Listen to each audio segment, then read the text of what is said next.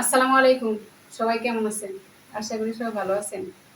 আজকে তুষার আব্বু বাজার থেকে কি আনছে আপনাদের সাথে শেয়ার করতেছি। চা খাওয়ার জন্য কি আনছে? এই যে দেখেন ডাইল পুরি আনছে। এখানে টিস্যু আনছে, কালকে মেহমান আসবে, মেহমানদের জন্য টিস্যু নিয়ে আসছে। চা পাতা শেষ হয়ে গেছে, দেখেন চা পাতা আনছে। আর এই যে দেখেন পোলাও চাল নিয়ে আসছে, ঘরে চাল ছিল ওগুলো শেষ হয়ে গেছে, আজকে নিয়ে আসছে। কালকে মেহমান খাবে তাই একটু বাজার করলো। মাংস ঘরে আছে, খামারের মুরগি আছে, হাঁস আছে, ওগুলো জবাই করে রেডি করে রেখে দিচ্ছি, কালকে রান্না করবো। আর এক্সট্রা বাজার দেখেন, এই যে মেহমানদের জন্য টিস্যু নিয়ে আসছে, বন যেটাকে ব্রেড বলা হয় আর কি।